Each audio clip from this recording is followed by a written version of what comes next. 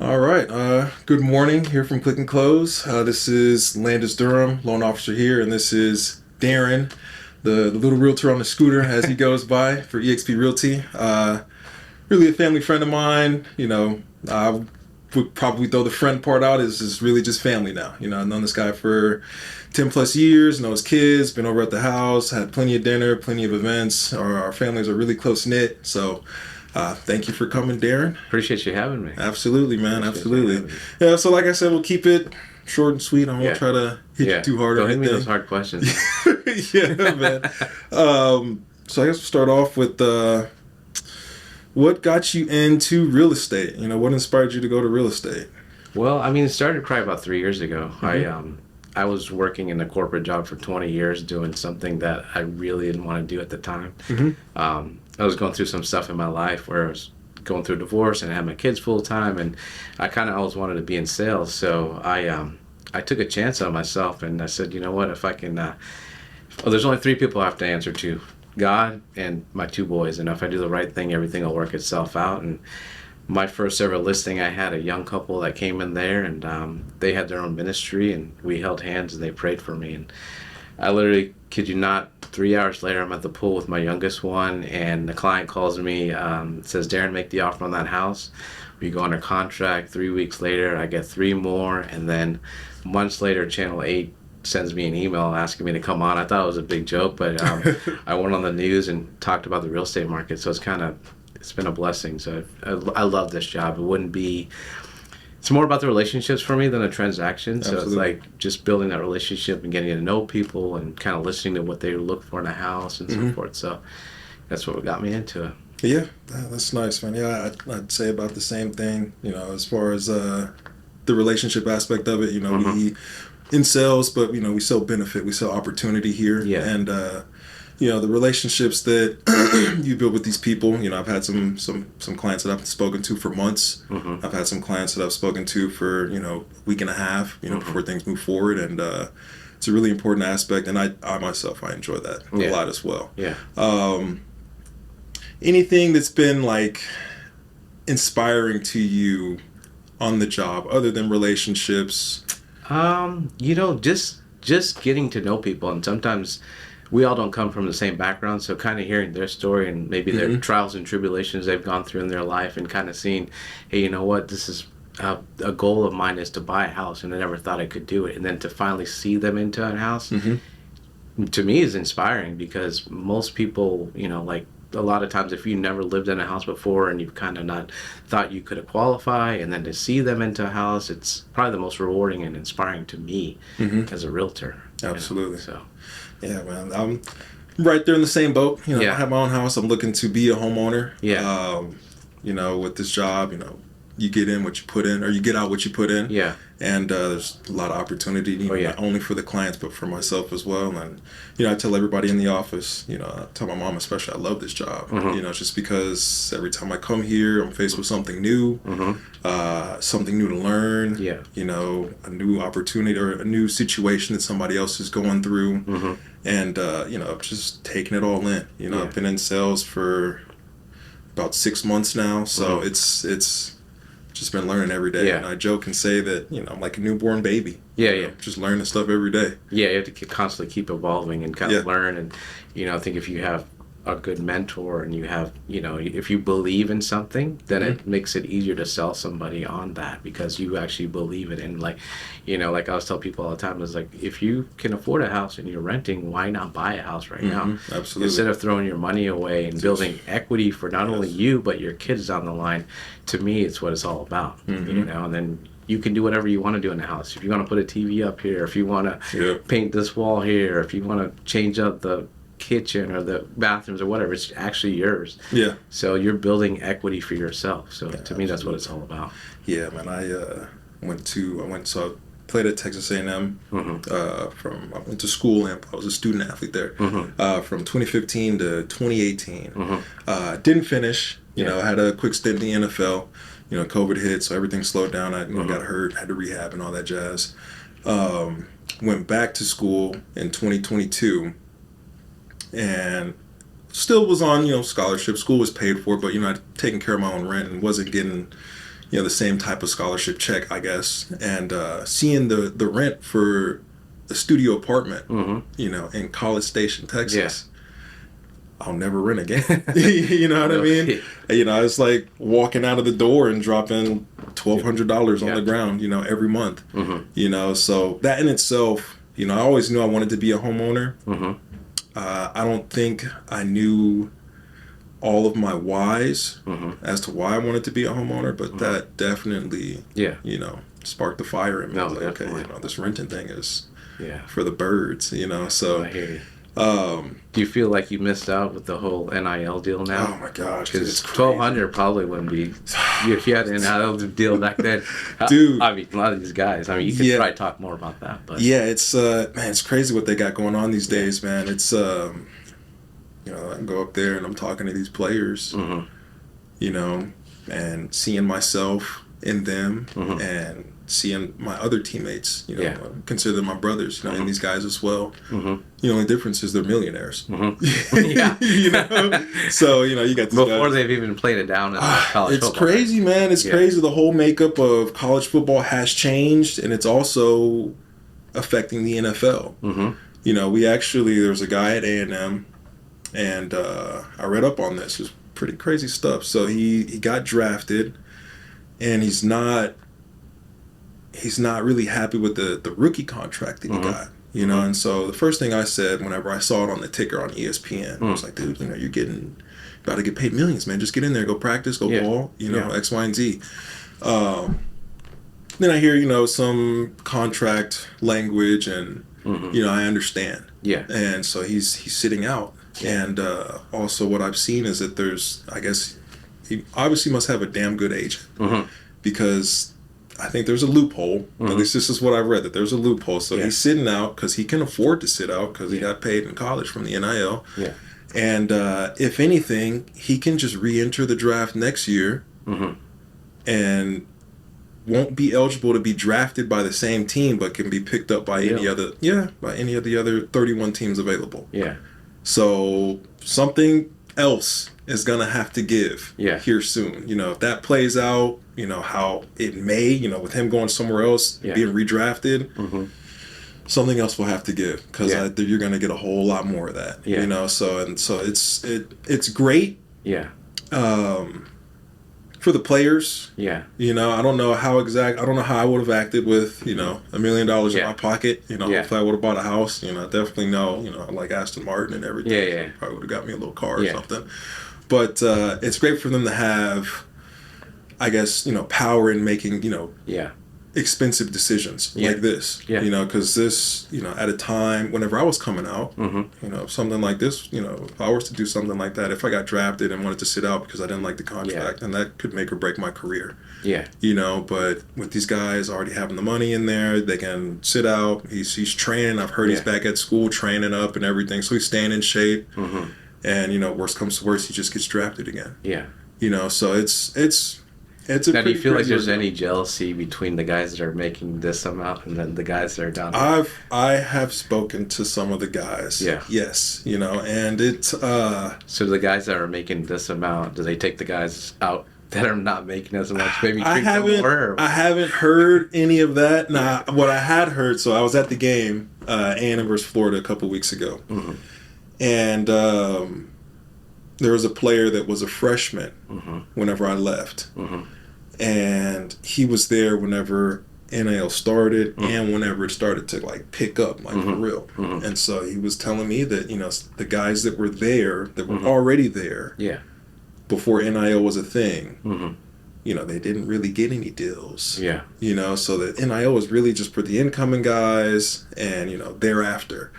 And there was a rift, because he had been there and, just a hell of an athlete to get to that level. Yeah.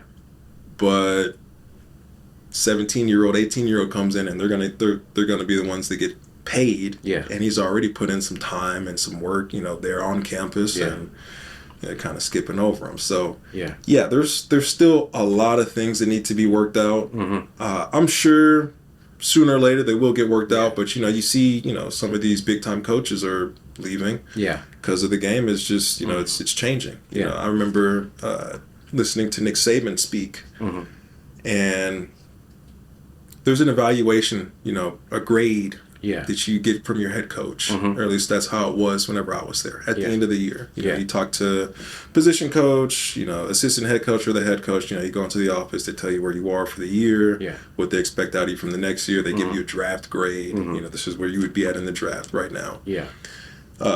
And Coach Saban had said that he was doing his end of year evaluation on the players and whatnot, and the conversation from one year to the next switched from giving them a grade to them asking how much am I going to get paid next year. Yeah. And Different mindset, huh? completely different mindset, Yeah. and it's kicking some of the older guys out, Yeah. and I get that because if you're a coach and you've won 7 national titles doing what you do, Mm-hmm. you have the formula to win. Yeah. If the game's changing around you, you either get with it or get lost. And, Yeah. some of these guys are just getting out. Awesome. So it's it's a completely different ball. I'm glad to see him getting paid because they bring so much money in Absolutely. with the TV contracts and so forth. Absolutely. They deserve to get paid. So Yeah, I was looking at, there was a documentary on Manziel, and seeing all the money that he brought in. Yeah.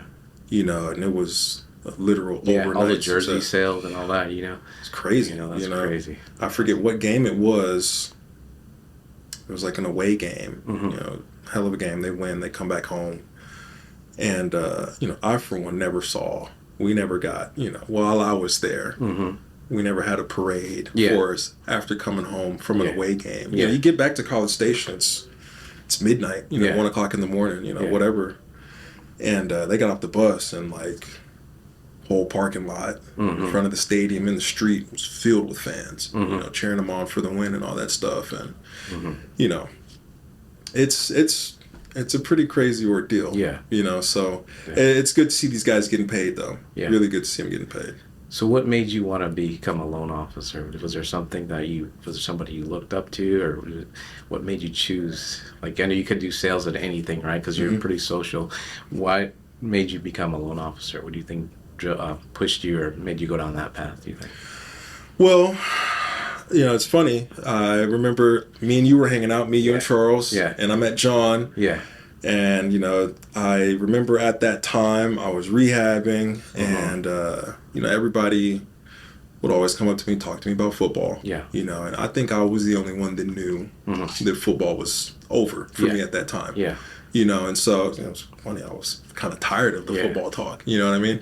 But John came up, he had his kids with him that day. I remember we went and watched football, I think the day afterwards. And I talked to his kids about, what they need to do, if they're willing to go to the next level, if they want to go to the next level, how they need to handle themselves.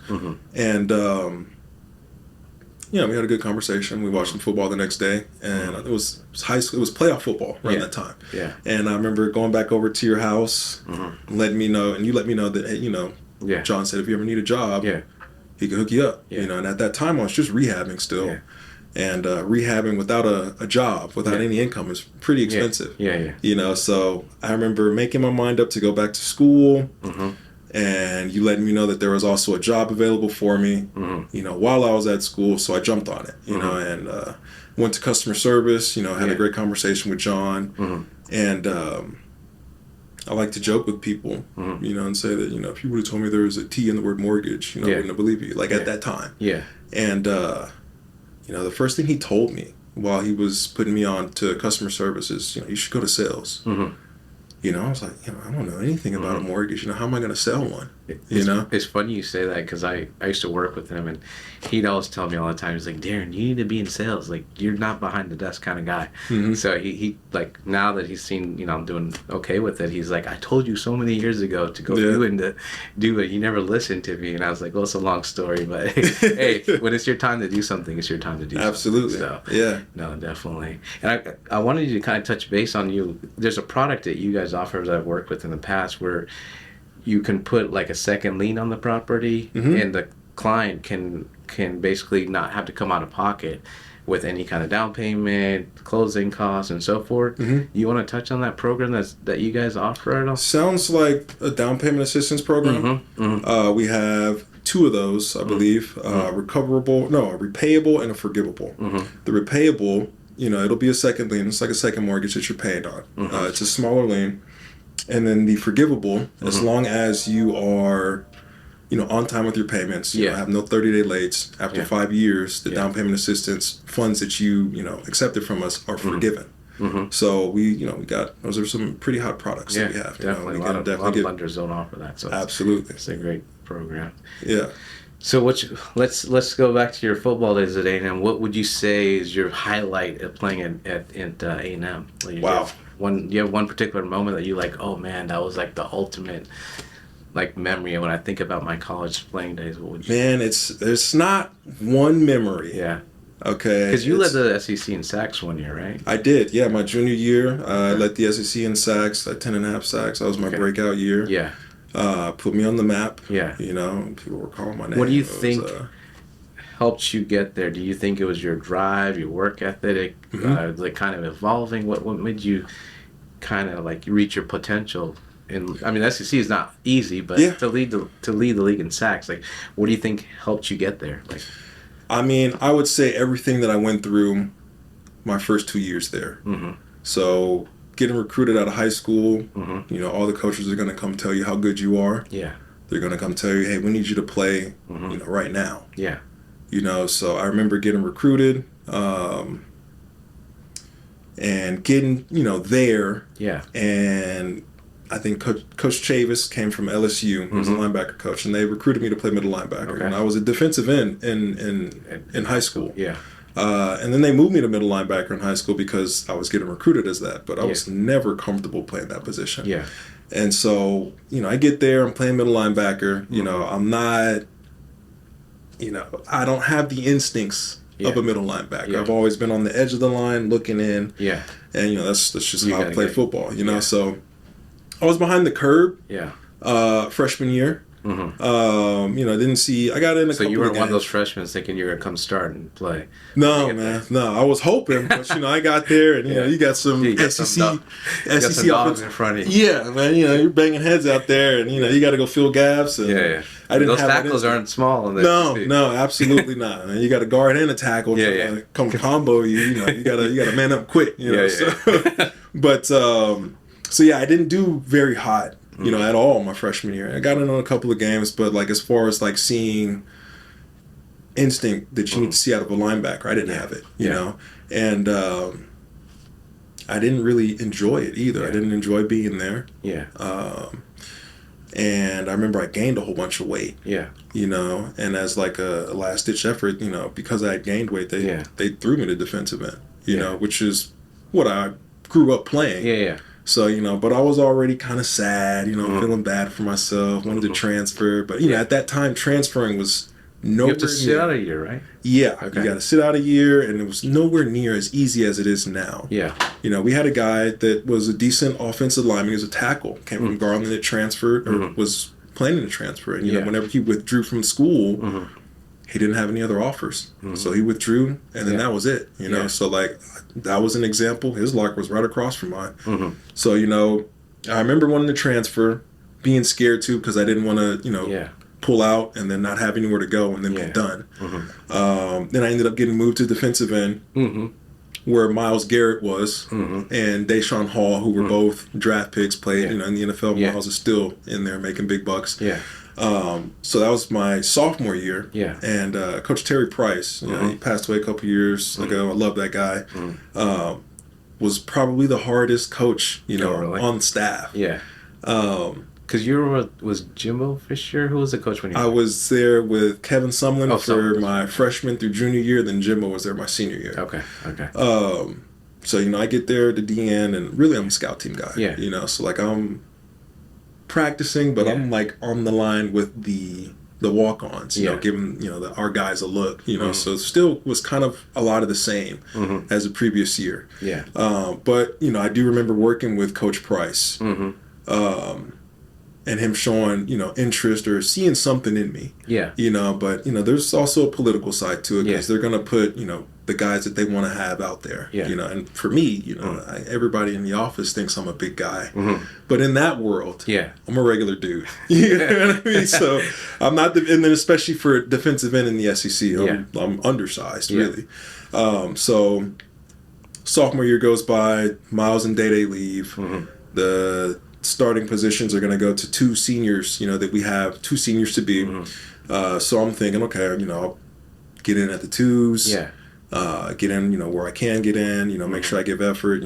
If they're not coaching me on effort, they're going to coach me on, just technique and playbook, which is what you want to be coached on. Yeah. And, lo and behold, the political side of it came up. Yeah. We had a guy that, was a coach favorite, that hell of a ball player. He got hurt, had a handful of ACL surgeries, went from safety to linebacker, and then they moved him down to D end. Mm-hmm. We also got another guy that was the number one JUCO recruit in the nation at that time, defensive end. This guy's a prototype, action figure looking guy. Yeah. He plays for the Jets now. Uh-huh. So I remember going through fall camp, or going through spring, fall camp, and then now we're gearing up for the first game of the year against UCLA. Yeah. And I had been getting reps with the ones and twos, and then just the twos, and then the guys came in, and then I remember being told by Coach Price, like, hey, we need to get these guys some reps. But to me, already being there, I already knew, like, okay, those two are going to be the twos. Mm-hmm. And so at that time, I remember whenever that happened, I was like, okay, I guess I'll just get my education and get out of here. Yeah. And if you know me, in high school, I really wasn't, in class that much, or paying too much attention in class. Even those first 2 years in college, same old. Mm-hmm.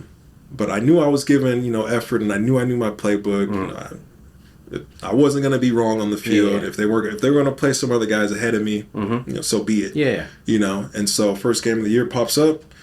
We're in UCLA. We're at the Rose Bowl. I love that stadium. Yeah. Dreamed about playing there. I hate that we're on the wrong side of history on that game. But we had one of the seniors go down. He got hurt. The safety turned defensive end, just wasn't ready to play defensive end. Mm-hmm. And then I think the number one JUCO recruit also got hurt. Okay. And so then Coach Price is you in there, huh? Yeah, man, grabbing me by the jersey, telling me, you got this. Get your piss hot, get out there, So now I'm in the game, and I'm getting meaningful reps for the first time in 3 years. Okay. And I remember getting a message from Coach Price that night, saying that so it's kind of like that thing, wait your turn, and you never know when your time might come, and then you taking full advantage of that, right? Yeah. So he told me that I did some good things that day. Mm-hmm. And I guess the rest is history. I started the week after that, got a couple more sacks. Did you think when you first got your first 1 or 2 sacks, you're like, man, I can do this? Like, absolutely. Build a confidence and like, oh man, I at that time. Or did you get a big head and said, man, I've arrived. I'm going. I remember feeling like I could do it that spring, that previous spring. Yeah. And I knew I wasn't going to be wrong on the field. Yeah. You know what I mean? And if they weren't going to play me, it was because they didn't want to play me. And that's funny because like I'm seeing you on TV and I'm like watching it with the kids and I'm like, look, Landis is right there. And they're like, he's on TV. I go, yeah, he's rushing the quarterback. So, it was kind of cool, because I'm, just thinking about you as a kid coming over and, just hanging out, and then like to you now to grow up and, you're off to college and you're playing football. And it's like thinking, man, maybe I had a part to do it now. It was all that like curry goat. Yeah, there you go. Right, man. But I would say like, just that whole process of staying down, getting everything right, being comfortable with what I had to put on the field, and then just letting the rest just work itself out. That was it meant a lot to me. And with Coach Price, I would say he's a Hall of Fame coach. He's a hell of a coach, and he had a lot to do with that. My high school coach, Coach Collins, was. He grew me up quickly because it was kind of the same ordeal in high school for me. I had to play as a sophomore. We had a guy get in trouble. Yeah. So he grew me up pretty fast that year. I think I was like 14 years old whenever I played my first varsity game. Yeah. And it's kind of a lot of the same in college, So just going through that whole process, it was pretty long, 2 years, being unhappy. Yeah. Waking up early, getting in the weight room, Yeah. Go out there, busting your ass at practice. Coaches are on your ass about X, Y, and Z. Yeah.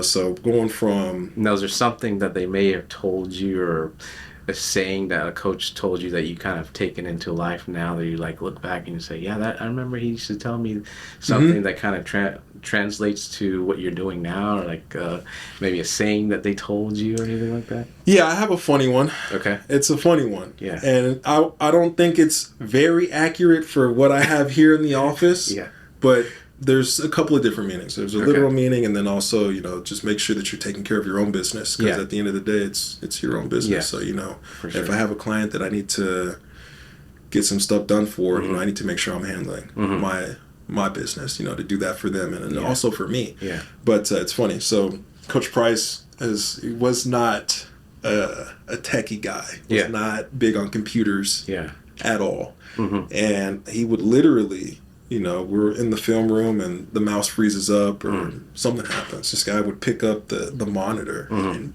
bang it on the desk. Yeah. And then magically it would start to work. Sometimes it didn't work, so he'd get our tech guys in there and they're clicking around doing whatever they can do. And, sometimes it would take them a long time. To get the film back up and running. So, he would sigh, let out a really deep sigh. Oh, man. It's hard. So he's constantly yelling at you guys when you guys are watching the film. You're like, oh yeah, you man. missed your assignment. Oh yeah, oh yeah. But what he would say is, it's hard to get good help. And at the time we would always laugh because he would say it as comedic relief for whatever we were going through at the time. If it was film or maybe we had our scout team coach was out of sorts. And it's true in a literal sense in some occasions. Like I said, not here. I got a lot of veterans in the office, so any question that anybody has, I know I can get the answer. Yeah. But at the same time, because you're in it's a sales job, but you're also in a customer service job too. Absolutely. As well. So a lot of times I hear it too. It's like, you're one of the realtors that always answer your phone, because a lot of realtors never answer their phone. Yeah. But I've had clients call me, or people that I was not working with, but they're like, we want to work with you because you are one of the first realtors that has answered their phone. And I'm like, business is not going to come to you if you don't answer or you don't reply back to a text message or so forth. So I think that kind of goes to the realm of actually, when you're an LO, you always have to answer your phone. You have to be there for your clients because, you know how you're constantly needing stuff when you're going through underwriting. Hey, I need this, Absolutely. I need that, and the client might have a question for you, and then you have to be able to, answer the phone. Yeah, you got to be able to answer that. So yeah, I got a guy right now.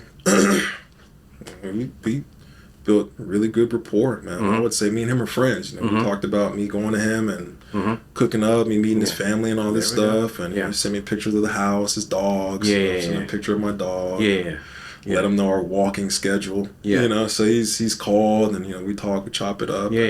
Trying to get him taken care of right now. He's in processing, so that's awesome. Trying to get him closed and refinanced. But that's another thing that is really valuable to me. The customer service that I did, for those handful of years, I think it was maybe 2 or 3 years. I use that every day in originations.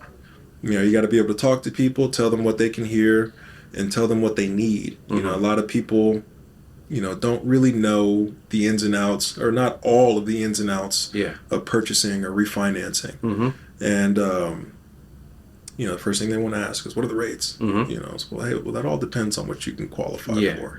So let me get you let me run some numbers for you, see what you qualify for, and then we could talk about how we could maybe buy down the rate. If you got any reserves available to, maybe put some extra money down, all the above. But being able to talk to people and explain to them, what all we need as far as documentation goes. It's big time. I mean, it's really everything.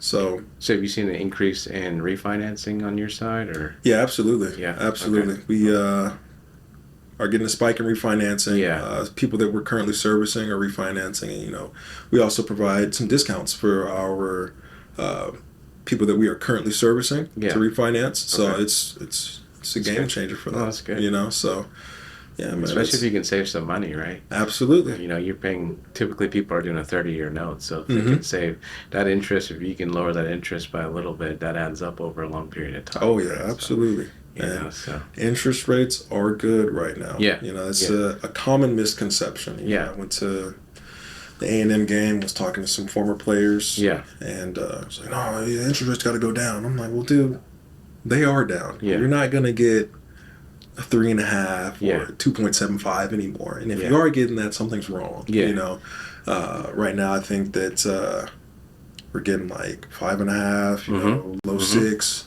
yeah, You know, which is good. You know, yeah. we actually just had a meeting today, and Barry was talking about how the historic average for like the last 50 years or so is 7%. You know, so we're well Yeah, below that right yeah, now. yeah. You know, so people should Yeah. be refinancing. People should Well, I be always tell purchasing. people marry the house and Yeah. date the rate. Yeah, that's You know, exactly what you- we say here. Exactly what we say here. You can always refinance at some point. Absolutely. So, you know, that's why not get into the house right now, and especially now is the time to buy if you can. You know, because there's so much inventory on the market, a lot of price reductions, and not as many buyers, so you're not competing against a gazillion buyers on one particular house. So you have an opportunity to get a better deal on it. Yeah. And then, you know, 5 months, 6 months down down the way, you maybe refinance. Or, you know, so, and you have equity. You know, like most people who are buying now, you know, especially if the prices are down and they're getting into the house and they have equity in the house because it's appraising for still at a higher amount than what you're buying it at. So, Gotcha. in some cases, anyways. I do have a question for you as far as just like the price of homes now. Are things going down? Oh yeah, They are. Prices have come down for sure. Especially on pre-owned homes, those prices have come down.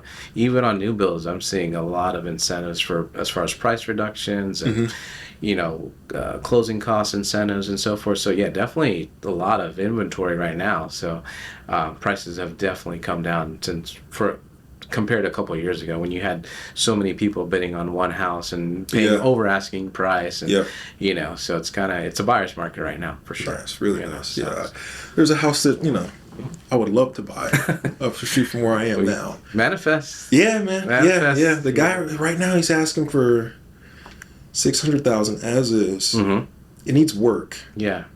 He's claiming that it's. Are you handy enough to do some of the work or no? I got people. I know you know how to cook. I've seen you cook a little bit every now and then. So. Yeah. You know, I do the damn thing in the kitchen. What's your favorite meal that you cook? I've seen you cook a bunch. So if you had a go-to meal, you got a date coming over. What are you making her? What is your favorite? I would say something that I could clean up pretty fast, as far as the dishes go. Yeah. But nah, you know, man, I mean, I don't have a favorite. I just enjoy cooking, really. I'll tell you something here. Yeah. It's a pretty crazy win that I got. So, the price of beef has gone up. Yeah. Pretty big. A couple months ago, you would be able to get, T-bones or ribeyes on sale for like $5.99. Yeah. So the other morning, I got a question about that. I've seen this guy that has a TikTok or a Instagram, and he goes to Costco and he buys this big section of meat, and he says instead of buying individually like the ribeye, you go cutting cut it yourself. up. Yeah. And I was like, is that like cheaper. legit? Is it cheaper? Okay, Yeah. It's the same cut that they're putting out there. You're cutting it yourself. You can cut it as thick as you want it, as thin as you want it. Yeah. And it's cheaper because you're doing, some of the labor yourself. Okay. So yeah, 100%. If I had the tools to get my own butcher, so you need like an extra sharp knife, or how you? Man, you need. I'm the least. You know me. I don't really cook too much. I have my kids full time, so I'm usually buying out food all that time. But I'm like, okay, you know what? Maybe that would make sense. Just keep it in the freezer, and then whenever I'm gonna barbecue or whatever. Yeah, I think you may need a saw to cut through some of the bones. Okay. So like if it's like a porterhouse, I don't know what the cut is or the whole section is called, but yeah, you'll need a saw. Something strong enough to get through that bone. Okay. But yeah, man, the other day, I woke up. It's getting colder, so my dog wants to walk a little longer. So I'm waking up earlier and earlier. Yeah. Check the sale paper. Yeah. I haven't been too enthusiastic about what's been happening as far as the price of beef, but they had Nolan Ryan Angus T-bones on sale. Okay. for $7.99 a pound at Kroger. Really? Okay. You know, and the butcher is going to be there first thing in the morning. Okay. It's like, so you gotta get in with the butcher then. I am. I am. Oh yeah. Put him on the Christmas list. I'll show you a picture. So yeah, you know, I'm sitting in bed. I'm like, damn, you know, am I gonna bite the bullet? Am I gonna get up there? Yeah. You know, go to Kroger, and there's a select few. You know, you get there sometimes you're talking to the butcher. It's like, well, I've already cut everything. Yeah. It's like, nah, I know you got something else back there you can cut for me. Yeah. But there's one specific Kroger that I go to. Guy's really cool. So you know, I woke up, got out of bed, so I can go take advantage of this deal. You know, and I usually ask them to cut me some steaks. Yeah. 2.5 inches, maybe 3 inches thick. Okay. And so I get there, you know, tell them, hey man, 2.5, you know, 2 inches, you know, just hook me up. You know, I got 2 different phone numbers I'm going to use, so I need 4 total steaks. Yeah. I got a picture I'll show you. Now, I know you're, one thing you've grilled at my house and we've had steak, and one of the seasonings that you use is that Dale's. Yeah, man. Yeah. So after you used it on the steak, I went and bought it. It's crazy, man. So I'm all over, you know, making a good steak. Okay. Yeah. I've gone away from the Dales. Oh, you have? I have. Oh, God. Okay. I'm just doing a dry brine. Really? Just a dry brine. Okay. Okay, so I'll defrost them the day before. I'll make sure that they're fully defrosted the day before. Okay. Salt and pepper. You know, generously, salt and pepper, you know, and just put them in the fridge overnight. Yeah. And they're gonna do what they're gonna do. Okay. You know, to the steak. So no more Dells. Maybe I need to stop. I mean, if I'm, you know, I can if I need to. If I wanted to, I can. I got Dells. I put it on my salmon now. Okay. Oh, you do? Okay. Yeah. I've never tried it on salmon. Dells is good for everything. Okay. Okay. Are you grilling the salmon or are you baking it? Oh, yeah. You're grilling it. Okay. So I'll put it in like a little foil boat. Yeah. And I'll like hickory. So not directly on the grill? No. Okay. So it's also, I got a Weber. Yeah. And on one side is my fire and my wood that I'm using. Oh, okay. And then on the other side is, you know, the cold side. Oh, okay. But, you know, so it's smoked you know, salmon, grilled salmon, or, you know, whatever you want to call it. Yeah. But, yeah, man. So for the steaks, you know, I went in there and got them. You know, so I've gotten, and I took a picture because it's, you know, it was 7 o'clock in the morning, 7:30, and I'm pumped up because I got some big old steaks. The biggest that I had gotten before was like maybe 2.95 pounds. Out of this pack of 4, the smallest steak I got is 3.69 pounds. Those are some big steaks. Yeah, the guy looked at me and was like, man, those are some roasts. Those aren't even steaks anymore, you know. And the biggest one is 4.26 pounds. Oh, wow. So you let me know whenever you want a steak, man. Okay. I got one for you. Damn, that's crazy. Yeah. I do like those T-bones and stuff. Those are good. So, you know, whenever T-bones are on sale, I go in there. So if you had to choose your favorite section, or what kind of steak would you go? I don't know. You don't know? I have no idea. Okay. I used to love a ribeye. Yeah. You know, and I still do love a ribeye. Okay. You know, but now I've got greater appreciation for T-bones. Okay. You know, and so for this ordeal, you know, if a T-bone is a certain size, then it's considered a porterhouse. Okay. So I go in there and I tell them to cut me a T-bone, but make it this size. So technically, so you're doing one of these, you know, the guy does the salt at the end and all. Not even, man. I'm just, look, that salt and pepper before the night before. Yeah. And so for the steaks, you know, like I said, the dry brine with salt and pepper, put it on the cold side. So for those, you know, they'll have to be on there for maybe like 45, maybe an hour, because those are huge. Yeah. And then I'll sear it to finish it. Oh, okay. You know, and so then it looks so you got all pretty. your marks. Yeah, man. Yeah. It's all about the presentation. Right? Absolutely. And those are 2 separate steaks. You know, you got the fillet side and then the strip side. So one of those feed 2 or 3 people. I got you. So. Now, does the dog get a piece? Absolutely, yeah, she does. She's spoiled. Does she get a whole steak or no? No, she gets the bone afterwards. She does? Yeah, so I'm always kind of cautious because I don't want her to be messed up. Yeah. She's done with her bone whenever I'm done. So she's not looking at, like, sitting next to you, looking at you, like, just... She is. She's caught on. Yeah, she's caught on. She's caught on the steak knife. Okay. Really, whenever I fire up the grill, she starts to lose her mind a little bit. What's her favorite human food, would you say, that you give her? Man, I cook her food. Oh wait, what kind of dog is this, anyways? Because I remember you brought the dog. It's a Siberian Husky. So Okay. but she's actually really tame. She's quiet. She doesn't do any of that whining. I remember when you brought her over that one time. Yeah. You were nice enough to help me with my kids while I went to Yeah. Florida. Yeah. And, Ryan was like, "That's a cool dog, man. Yeah. I want a dog." And Really? I was like, I don't know, man. I got you guys, and if I get a dog, I don't know who's gonna take care of the dog. Right, It's yeah. like another kid, right? Yeah, It's another kid. man. So. So how old is she now? She is 3. She turned 3 this year. Okay. Yeah, so she was a stray. Okay. I got her in April of last year. She was she just wandered up on my sister's doorstep. And my sister's just not a dog fan at all, you know. But for my sister to tell me, "Hey, I have this dog, and the dog's inside, my sister's house." I'm like, "Man, really?" So she was really well behaved. Took her in that night. She was chipped. Yeah. Reached out to the company that the chip belonged to reach out to the owner. Never heard anything back from them. So then the company was like, "Hey, well, it's been X amount of days, so technically this is your dog. You can make whatever decision you want." Okay. And she had fit in really well. That's awesome. So that's my Dogs dog. are man's best friends. Yeah, man, I love her to death. They're loyal. Yeah.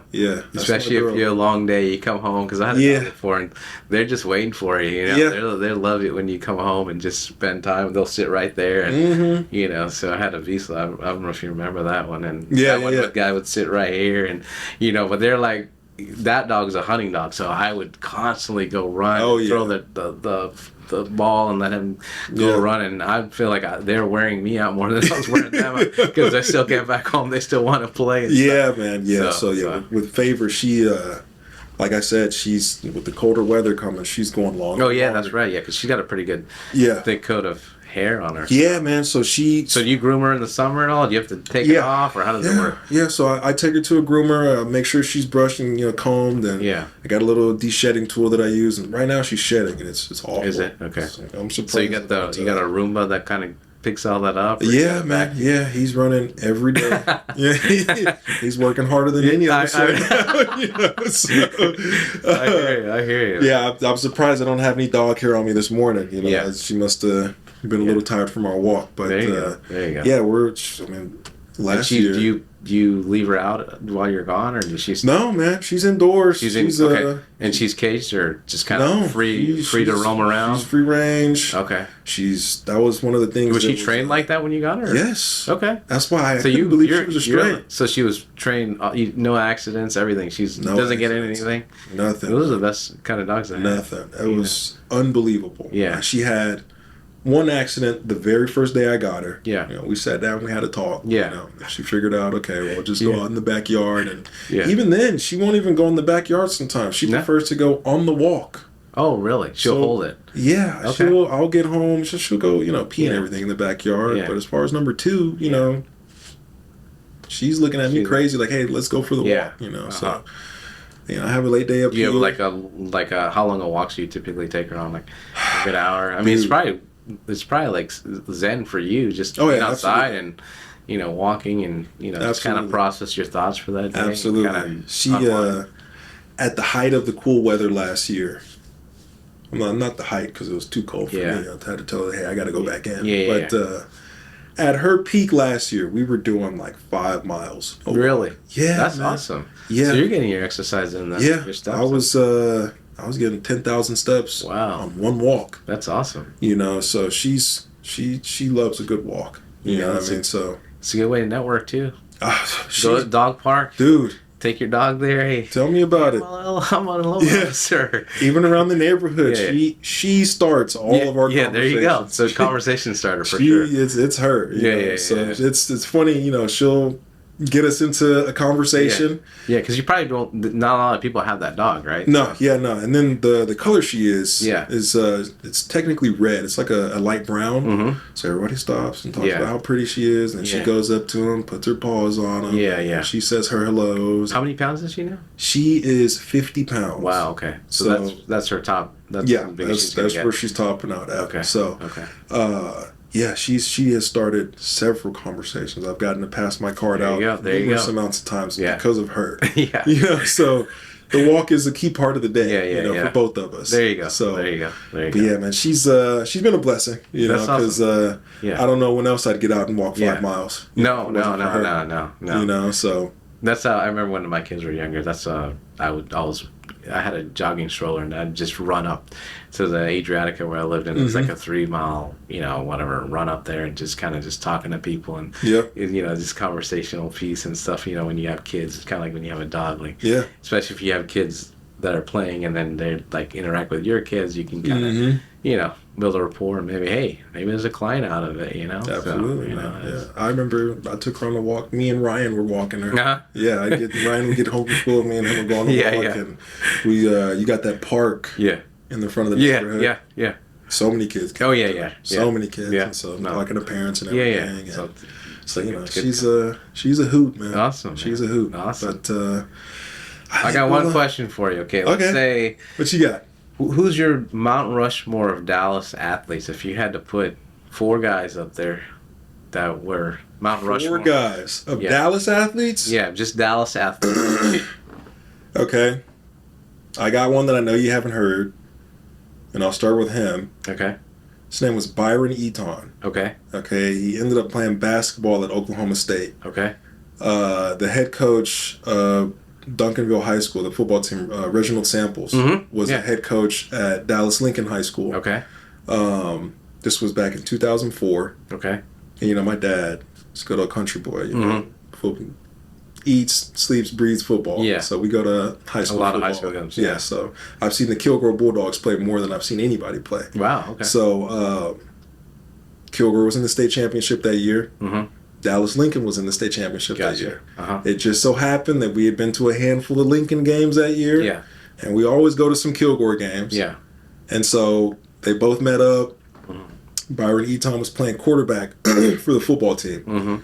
And had a hell of a game. I think it was a state championship. It was a 2004 3A state championship. I don't know if it was Division I, Division II. Yeah. That was probably the best football game I've ever seen live. Really? Oh, yeah. Dude. Okay. And I was like, I was 7 years old at the time. Oh, wow, okay. And the game went into 3 overtimes. And Nick Sanders, and I know all the names because I was a fan. Yeah. That was probably something that lit a fire at me for football. Now, are you sitting in the stands thinking, I want to be on that field one day? Oh, dude, I wanted to be a Kilgore Bulldog so you did? bad. Okay. Oh, my God. Yeah, are you kidding? The red and black, man. Yeah. Anyways, but Byron Eaton. Uh-huh. Who else, man? And okay, go ahead. I'll do Chris Bosch as well, who also went to Dallas Lincoln. Yeah, he went. Lincoln. Okay, yeah. That's right. Uh-huh. Man, who else? I know I'm gonna miss some guys. I know that. What about pros? Any pros you'd put up there? Dallas pros? Yeah, that you would say, okay, he's got to be on the Dallas. Like for me, I would have Dirk Nowitzki on there. Of course. I would probably have Roger Staubach on there. Of course. Emmitt Smith, all-time leading rusher. And the 4th one, I don't know. I go back and forth. Like I feel like Nolan Ryan might be on there, but I don't know. He really Nolan Ryan, maybe Troy Aikman. Yeah. Somebody. I would probably put. I'd probably put Troy Aikman on there. Yeah. So that would be my pro athlete. If we're going pro. Mm-hmm. And I know this will be controversial to our viewers. Yeah. Well, I'll put Dion up there too. Dion would be up there. Because he was my favorite player actually as a kid. Really? Yeah, because people ask me like, why do you have 21 at the end of your email? But it's because he was my favorite player growing up. Really? So yes. Really? You're a fan of Prime. I love. Yeah. We I played against his team, Truth. Okay. We spanked them. Oh, you did? Okay. Yeah, we were North Texas Express. Okay. I remember that day like it was yesterday. Was his son the quarterback or no? So I'm not older than his son. Okay. So, But I remember it was hot, summer day. Yeah. And they made us wait. We had all our guys. We were ready to play, and we were waiting for some of his players to show up. Yeah. So we were just out there. Yeah. So something. So who's your controversial? He wasn't here long, but he is my favorite baseball player. I don't have very many players that I'm just gonna throw out there as my favorite, but it's gonna be Alex Rodriguez. Really? Okay. Love me some A-Rod, man. Okay. 5-tool guy. Yeah. He was great glove. Yeah. Yeah. Huge slugger. I really wanted him to I get feel the like record. he was here for a while, but maybe I'm wrong. It might have been like 3 or 4 years. Okay. He was a Something like highest paid player. I remember when he signed his contract. Yeah. People are like, Yeah. But yeah, That was that guy, man. I remember watching him play. He was on the Yankees. Yeah. And it was at Globe Life. Uh-huh. And I wanted to see him hit a home run so bad. Yeah. He had a double that day. Yeah. And then the next day, I was watching on TV. He hit a bomb. So Okay. I was like, Okay. I could have saw it. But I got A-Rod. Man, who else? I did like the trio. Okay. Of, Cowboys. Yeah. Troy Aikman, Michael Irvin, and Emmett. Yeah. I don't know if I can include them as if I can. Let's say you include them as one. Yeah, okay, you know what I mean? Because all three of them, did some great things. You know what I mean? So I remember whenever it was Romo, DeMarco Murray, and Dez. Yes, yeah. Had a great thing going on. Yeah, was that a catch? Yeah, hell yeah, it was. Hell yeah, it was. And it's funny because I don't consider myself a fan anymore. Being in the league for my cup of coffee that I was there for. Yeah. Seeing how everything goes down behind the scenes and seeing all the guys and everybody were coworkers up there. So when you played pro, did you notice, was there that much of a difference between college and going to the pros? Like 100. Big difference? Hell yeah. Okay, what's the biggest difference? Everybody's fast, strong? The speed of the game. The speed of the game? The speed of the game. Okay. There's a big jump from high school to college. Yeah. And there's an even bigger jump from college to the pros. Okay. And is everybody running 4.4s? I mean, you don't even have to run a 4.4. You just have to know the game. You have to know your responsibilities. Yeah. And do that fast. Okay. And they take the cream of the crop that is able to do that. At the highest level. So everybody there. Was good in college, just like how everybody in college was good in high school. So was there somebody in the Rams that kind of took you under their wing and be like, hey, Landis, this is how you do it here. This is in the pros, like somebody you looked up to, or? Yeah, I would say, so for that year, it's 2019. Mm-hmm. The Rams as a collective, it's a great team. Yeah. We ended up going 9-7 that year because things, sometimes it just doesn't work out. Aaron Donald's on that team, right? Was he a beast? Dude. I tell people here, I was just talking to our CEO yesterday, and again, I go back to because he's not that big either. Dude, no, he's like 6 foot, right? Yeah, 285 maybe. No, okay, and I don't know if this is confidential. Okay? Well, he's done playing. He's retired now. Okay? Yeah, I remember going there for that year. This was a year after they lost the Super Bowl to the Patriots. Hearing that he weighed 259 pounds for that game, for the Super Bowl. That's crazy. I was like 255. Yeah. He's not. Yeah. He's not big at all. Yeah. But he's a freaking What do you think? animal. What do you think it was? Do you think he's really good with like hand placement and just technique, or what? I hate to be cliche. Yeah. Okay. Me, I'm just a guy. Yeah. Okay. I'm a regular guy in that world. I'm a regular guy. Then you got real guys. Yeah. And then you got freaks. And freaks come in all shapes and sizes. Aaron Donald's a freak. Yeah. Okay. Inexplicable stuff. Strong, fast. Technician. And he could beat you with power. Yeah. The first thing that they told us whenever we got there was, hey, don't watch film on him. Yeah. Because you can't do what he does. Yeah. And I remember, first cut of practice film we're watching or watch some old game film from the previous year. Watching him defeat a double team like I've never seen before. Yeah. Like I didn't think that would be possible. Yeah. And now I'm watching the game film on it. And it's like, dang, Yeah. I can't do that. He seems like a very down-to-earth guy. Yeah, he is, man. Yeah. He's a hell of a guy. Hell of a guy. He, I remember him coaching me up a little bit.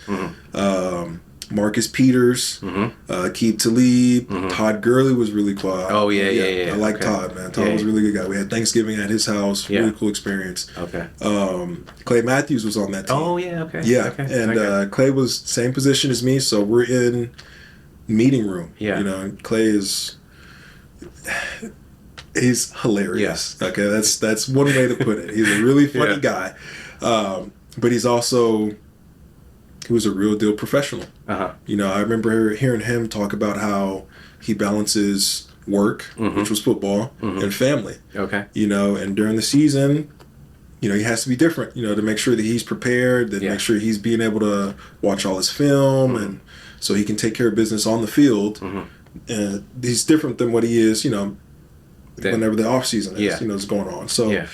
Hearing him talk to the guys, and I didn't have a kid or anything at that time, but one of the other guys in the room had kids and was married and was, asking him questions about, how do you do this? How do you balance that? And he gave great insight. He did. Okay. And then he probably cracked. Did he kind of take you under his wing, or? Yeah, I would say so. Because he's playing linebacker. He's end, right? Yeah, he was. So we was outside linebacker, defensive end, kind of like a hybrid ordeal with Wade Phillips' defense that we had that year. Oh wait, okay. Wade was your defensive coordinator. Yeah, it was like that whole team was like a Hall of Fame team. Yeah, because Goff is your quarterback, right? Goff was a quarterback. Todd Gurley was a running back. We had AD, Clay Matthews, Aqib Talib, Marcus Peters. And you notice that difference as a quarterback in the pros versus college. Oh, because there's the pocket, the window's shorter, right? So the guy has to just be and the pretty ball's accurate. Got to come out fast, and the velocity. Like you hear the zip. You can hear. Yeah, dude. Yeah, it's crazy. It was pretty crazy. Funny. But I'll tell you a funny story about Clay Matthews. So we were preseason, and I was an undrafted guy, so I'm got to put my heart out there in preseason. Now are they making you do stuff as a rookie, like carry their bags or? I didn't do any of that. You didn't? Okay. No. Okay. Well, I didn't. There was no hazing. No hazing. Okay. Clay liked to joke a lot. Okay. Like I said, probably some stuff I take off camera. You know what I mean? But Clay was a hell of a guy. So, but I remember him coaching me up during the preseason. I made a couple plays on special teams. I got a couple sacks. He started calling me the sack of God. Really? Yeah, man, I got that. So it's like into your head, or you're like, hell yeah, this is a Hall of Famer. The sack God. Yeah. Now I'm feeling myself a little bit, you know. So, but anyway, I get put on the practice squad, and this is where the goofy side of Clay comes out. I'm on the practice squad, and it's just like maybe a couple weeks before the first game, maybe like a week before the first game. He pulls me aside, and I'm thinking that we're about to have like a serious conversation. It's like, hey man, since I'm gonna be out there now, and your P squad, you're gonna be in the stands or whatever you're gonna do. I need to take the title of Sack God. And I was like, okay, yeah, whatever, bro. I was like, we can still call you Sack Kid, but I'll be the Sack Gods now. I was like, okay, well that's cool. Yeah. That year he had like I think 11 sacks. Wow. Really? Next to Aaron Donald. That's awesome. So and that was his last year, man. Yeah, it was okay. It was really cool to see a vet get down like that, man. Yeah. So I'm a fan of the vets. Yeah, there you go. I mean? There you go. Yeah. So I want to see Aaron Rodgers do good. I want to see Jared Goff do good. The guys that are older. Stafford. Yeah, Matt Stafford. All those guys. I want to see them ball. Dak's been in the league for a long time now. Matt Stafford? No, Dak. Oh yeah, He's been there Dak. like 10 years now. Yeah, it's crazy. I think I don't know if we played against him. He was at Mississippi State. Yeah. Yeah, maybe that was maybe 2015 was his last year. I think it was 2016, but yeah, somewhere around there. Yeah, it's crazy. Yeah. Yeah, man. Who's the hardest quarterback you played against in college, would you say? In college, man, I have an answer for high school. Okay. What about high school? Fucking Kyler Murray. Oh yeah, that's right. Yeah. So he was that elusive, huh? He's fast, huh? That was the first time. No, he's at Allen. So and you went to Plano East. Okay. Yeah, okay. That was the first time. And congratulations, you got your number retired. Or? Oh yeah, I did, man. So you're big time, man. Inducted into the Plano East Hall of Honor. That's awesome. Yeah, that's awesome, man. So it was a pretty cool ordeal. Went to the game. They honored me after the first quarter. I had to go take Ryan to a football game that they were doing for his school, but I would have loved to come by and Charles was there, everybody was there. It was a good ordeal. Okay. But yeah, Kyler Murray was the first time, and I was playing middle linebacker, so I'm seeing him throw the ball all over the field. Yeah. And I'm thinking, like, this is the velocity on the ball. This is the fastest I've ever seen. Really? Yeah, so you knew he was destined to be somebody. Dude. Are you kidding me? So he was already running all over the place, and he was making some passes, but that was the first time, I could hear the zip of the ball. I was like, oh, this dude's throwing the hell out of the ball. So he was real deal. So in high school, Richard Legault was another guy who went to Plano Senior High. Okay. He was a good quarterback. But as far as the toughest quarterback, I'd say Kyler. Okay. In college, it really didn't matter. As long as I was in the backfield, I was good. So, but yeah. That's as far as that one. That's awesome. You got anything else for me? No, I think that's it, man. Yeah. We covered a lot of football, which I love. You know, Yeah, I'm a we did, diehard. Well, you know, I'm a Longhorn fan, so that's my Yeah, team. But I know you we'll are. be, you know, maybe we get together for that Yeah. last game of the year. You know, I may watch, you know, in solitude somewhere, just in case it doesn't go as I want it to go. You know. Oh, But you never know. if You guys we're are looking winning- strong. You guys are looking strong. yeah, we are. We're looking pretty damn good. You know, so maybe I'll show up for the third quarter. There we go. Of us There we winning, go. We'll figure you know, something so I can go in there and Yeah. talk my mess. We're up by 21 or something, you know. So, All right. but yeah, I appreciate you having me. Absolutely. This All right. was Landis Durham here at Click and Close, and Darren Gobin, the little realtor on a scooter. Appreciate He's you. my guy. All right. All right, thank y'all.